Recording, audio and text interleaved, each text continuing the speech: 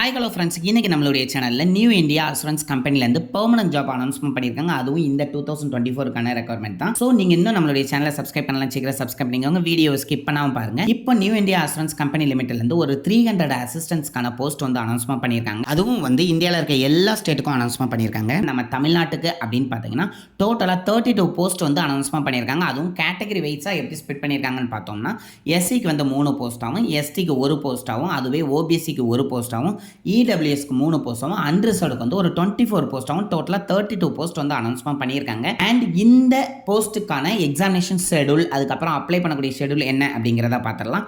இதுக்கான online application உங்களுக்கு ஓப்பனில் இருக்கிறது அப்படின்னு பார்த்தீங்கன்னா 1 பிப்ரவரியில் இருந்து 15 பிப்ரவரி வரை இருக்கும் அப்படின்னு சொல்கிறாங்க. இந்த டேட்குள்ளேயே நீங்கள் வந்து உங்களுடைய ஆன்லைன் பேமெண்ட் ஃபீஸையும் க்ளோஸ் பண்ணிடணும் அப்படின்னு சொல்லியிருக்காங்க. இந்த போஸ்ட்டுக்கு வந்து 2 பிரிவாக எக்ஸாமினேஷன் இருக்கும். ஒன்று டயர் 1, டயர் 2 ரெண்டுமே ஆன்லைன் எக்ஸாமினேஷன் தான். டயர் 1 பொறுத்தவரை உங்களுக்கு வந்து 2 மார்ச் இருக்கும் அப்படின்னு சொல்லிட்டாங்க. அண்ட் டயர் 2 பொறுத்தவரை உங்களுக்கு பின்னாடி அவங்களுடைய வெப்சைட்ல டேட்டை வந்து அனௌன்ஸ்மெண்ட் பண்ணுவாங்க அப்படின்னு சொல்லியிருக்காங்க.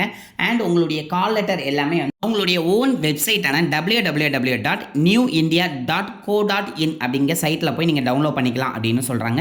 அண்ட் இந்த போஸ்ட்டுக்கான ஏஜ் லிமிட் என்ன இருக்கணும் அப்படிங்கிறத பார்த்துக்கலாம். உங்களுக்கான மினிமம் ஏஜ் வந்து 21 இயர்ஸ்லேருந்து மேக்ஸிமம் ஏஜ் 30 இயர்ஸ் வரை இருக்கணும்னு சொல்கிறாங்க. ஆஸ் பர் கவர்மெண்ட் ரூல் எல்லா கேட்டகரிக்குமே ஏஜ் ரிலாக்ஸேஷன் கொடுத்துருக்காங்க. எஸ்சி எஸ்டிக்கு வந்து 5 இயர்ஸும், ஓபிசி கேண்டிடேட்டுக்கு 3 இயர்ஸும், அதே மாதிரி விடோ டிவோர்ஸ்டு உமனுக்கு வந்து 5 இயர்ஸும், எக்ஸ் சர்வீஸ்மேனுக்கு வந்து 3 இயர்ஸும், அதே மாதிரி டிசபிலிட்டி கேண்டிடேட்டுக்கு 10 இயர்ஸும் கொடுத்துருக்காங்க.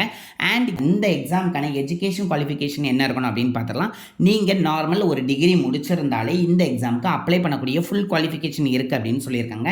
அதே மாதிரி நீங்கள் இப்போ எந்த ஸ்டேட்டில் அப்ளை பண்ணுறீங்க, இப்போ நம்ம தமிழ்நாட்டில் நீங்கள் அப்ளை பண்ணுறீங்க அப்படின்னா அந்த லோக்கல் லாங்குவேஜான நம்ம தமிழை வந்து உங்களுக்கு எழுதவோ படிக்கவும் தெரிஞ்சிருக்கணும் அப்படின்னு சொல்கிறாங்க. அப்போதான் உங்களால் இதுக்கு அப்ளை பண்ண முடியும். இதுக்கான ரீஜனல் லாங்குவேஜ்குள்ள எக்ஸாமினேஷனும் கண்டிப்பாக இருக்கும். அண்ட் இந்த போஸ்ட்டுக்கான செலெக்ஷன் ப்ரொசீஜர் எப்படி இருக்கும் அப்படிங்கிறத பார்த்துடலாம்.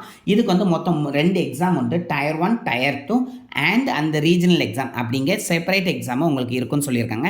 டயர் 1 ப்ரிலிமினரி எக்ஸாமை பொறுத்தவரை உங்களுக்கு எப்படி இருக்கும் அப்படின்னா 3 டைப்பாக கொடுக்குறாங்க.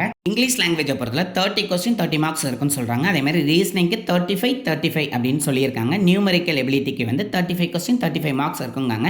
ஓவராலாக 100 மார்க்ஸ் 100 கொஸ்டின்ஸ் இருக்கும் அப்படின்னு சொல்கிறாங்க. ஓவரால் டைமிங் அப்படின்னு பார்த்தீங்கன்னா உங்களுக்கு 60 மினிட்ஸ் இருக்கும் அப்படின்னு சொல்கிறாங்க. அண்ட் டயர் 1 நீங்கள் கிளியர் பண்ணிட்டீங்க அப்படின்னா டயர் 2க்கு உங்களுக்கு எப்படி இருக்கும் அப்படின்னா 5 பார்ட்ஸாக பிரிச்சிருக்காங்க. இங்கிலீஷ் லாங்குவேஜ் வந்து 40 கொஸ்டின் 50 மார்க்ஸ் அப்படின்னு கொடுத்து reasoning, numeric ability, computer language, அதுக்கப்புறம் ஜென்ரல் அவேர்னஸ் எல்லாத்துக்குமே வந்து 40 கொஸ்டின் ஈச் இருக்கும் அப்படின்னு சொல்றாங்க. அதே மாதிரி மார்க்கும் 50 மார்க்ஸ் ஈச் இருக்கும் அப்படின்னு சொல்லியிருக்காங்க. ஓவராலாக உங்களுக்கு 200 கொஸ்டின் 250 மார்க்ஸ்க்கு இருக்கும் அப்படின்னு சொல்லியிருக்காங்க. அதுக்கப்புறம் நம்மளுடைய தமிழ்நாட்டில் எக்ஸாமினேஷன் சென்டர் எங்கெல்லாம் இருக்கும் அப்படின்னு பார்த்தலாம். டயர் 1 எக்ஸாமை பொறுத்தவரை உங்களுக்கு சென்னை, கோயம்புத்தூர், மதுரை, நாகர்கோயில், சேலம், தஞ்சாவூர், திருச்சி, திருநெல்வேலி, வெள்ளூரில் இருக்குன்னு சொல்லிட்டாங்க. அதே மாதிரி டயர் 2 மெயின் எக்ஸாமை பொறுத்தவரை உங்களுக்கு சென்னையில் மட்டும்தான் இருக்கும். ஸோ அதையும் நோட் பண்ணிக்கோங்க. அண்ட் இந்த எக்ஸாமுக்கான அப்ளிகேஷன் ஃபீஸ் என்ன இருக்கும் அப்படிங்கிறதையும் பார்க்கணும்ல, அதையும் பார்த்துடலாம். Examination fees SC, ST, PWD கேட்டகரியில் நீங்கள் வாரீங்க அப்படின்னா உங்களுக்கு 100 ரூபீஸ் வந்து அப்ளிகேஷன் ஃபீஸ் இருக்கும். அதர் தென் இதை தவிர்த்துட்டு மற்ற எல்லா கேட்டகரிக்குமே வந்து 850 ரூபீஸ் வந்து உங்களுக்கு அப்ளிகேஷன் ஃபீஸ் இருக்கும் அப்படின்னு சொல்லியிருக்காங்க. நம்மளுடைய வீடியோவை கடைசி பார்த்துக்கு வந்துட்டு இதில் வந்து 3 பார்ட்டாக பார்க்கலாம். எப்படின்னா நீங்கள் ஒரு அப்ளிகேஷனை ஃபில் பண்ணுறீங்க, அதாவது இந்த போஸ்ட்டுக்கு நீங்கள் அப்ளை பண்ணுறீங்க அப்படின்னா ஃபஸ்ட்டு வந்து நீங்கள் அப்ளிகேஷன் ரெஜிஸ்ட்ரேஷன் முடிக்கணும். அதுக்கப்புறம் உங்களுடைய ஃபீஸ் பேமெண்ட் எல்லாமே பண்ணுற மாதிரி இருக்கும்.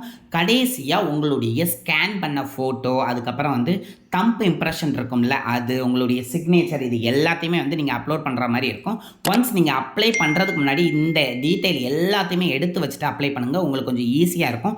அண்ட் உங்களுக்கான எக்ஸாம்குள்ள கால் லெட்டர் எல்லாமே டவுன்லோட் பண்ணக்கூடிய வெப்சைட்டை நான் இன்னொரு தடவை ரிமைண்ட் பண்ணுறேன். www.newindia.go.in. அண்ட் நான் இப்போ சொன்ன எல்லா டீட்டெயிலுக்கான நோட்டிஃபிகேஷனையும் அதே மாதிரி அப்ளை பண்ணக்கூடிய லிங்க்கையும் நான் டிஸ்கிரிப்ஷனில் கொடுக்கேன். நோட்டிஃபிகேஷனை கிளியராக படிச்சுட்டு அதுக்கப்புறம் அப்ளை பண்ணுங்க. உங்களுக்கு அப்ளை பண்ணதில் ஏதாவது டவுட் இருந்தாலும் சரி, அதே மாதிரி நோட்டிஃபிகேஷனில் ஏதாவது டவுட் இருந்தாலும் சரி, கண்டிப்பாக எனக்கு கமெண்ட் பண்ணுங்கள், நான் உங்களுக்கு ரிப்ளை பண்ணுறேன். அண்ட் இந்த வீடியோவை நிறைய பேருக்கு ஷேர் பண்ணுங்கள். ஜாப் தேடுறவங்களுக்கு ரொம்ப யூஸ்ஃபுல்லாக இருக்கும். அண்ட் நான் சொன்ன கண்டென்ட் உங்களுக்கு யூஸ்ஃபுல்லாக இருந்துச்சுன்னு நினச்சிங்கன்னா கண்டிப்பாக லைக் பண்ணுங்கள். அண்ட் நீங்களும் சப்ஸ்கிரைப் பண்ணுங்கள், உங்களுடைய ஃப்ரெண்ட்ஸையும் சப்ஸ்கிரைப் பண்ண சொல்லுங்கள். Thank you friends.